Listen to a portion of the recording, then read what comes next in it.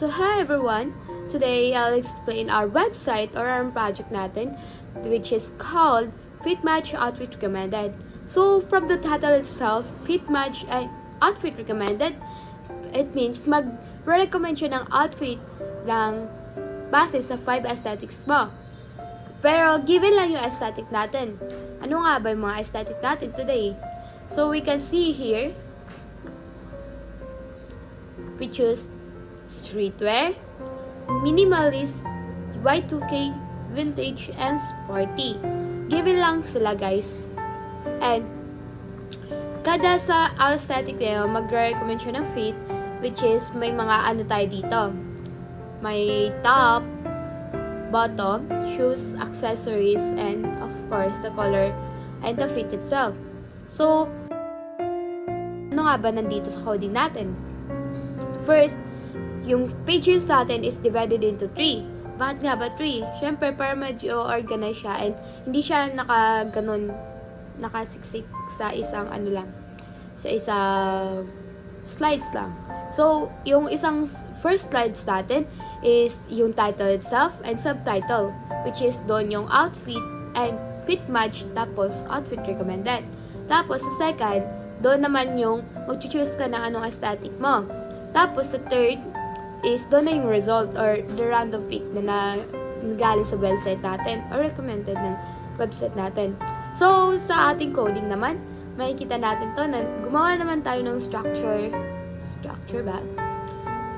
Pinalo natin yung structure na HTML, head, tapos title.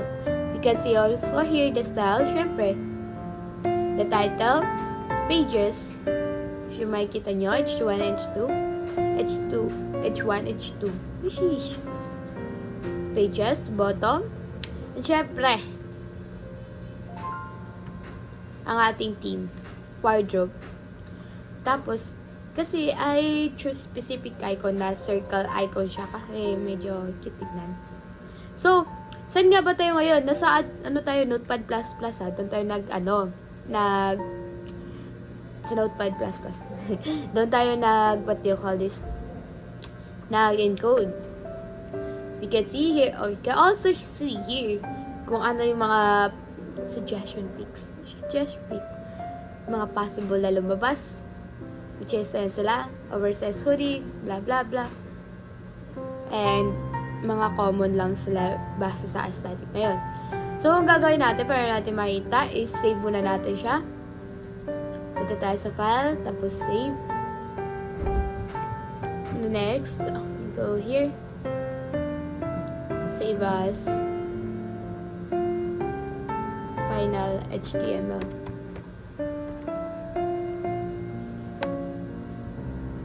Okay. HTML. So, na-save na natin siya. So, we go to sa ating folder. After nun, punta tayo sa final HTML. Oh, so we can see here the result, So, yun sabi ko kanina, fit match, tapos our digital wardrobe. Sheesh.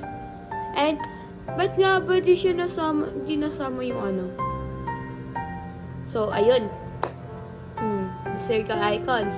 Di nasama yung outfit recommended natin sa una, pero goods lang. So, let's just say na pinili natin yung Y2K. Oh, we can see here the result na agad. Sabi niya dito, top, crop top. Y2K yun Bottom, baggy jeans, tapos shoes, platform shoes, tapos accessories, mini bag, and the color pink. Tapos fit, tight, loose. Sheesh. Tapos baka gusto nyo yung tag dito, ayaw nyo sa fit na yan, sabihin na natin, mas prefer mo other, or nag-isip ka na other idea. So, we can just try another fit. Tapos ayun, another outcome na naman. Like, tube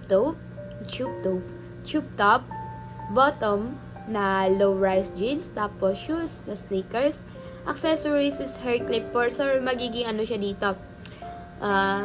Tag dito, kikay. Daming sa hair. Tapos, color bright and syempre fitted. Cutie. Another one. Sige, maubusan tayo dito.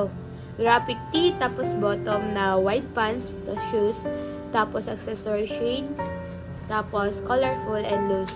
So, kasi sa Y2K, normalized na cute talaga yung atake niya. Like, inspired by Bini Maloy.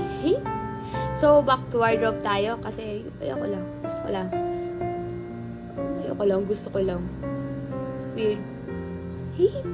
So, let's go. Here's streetwear dapat yan, hindi street.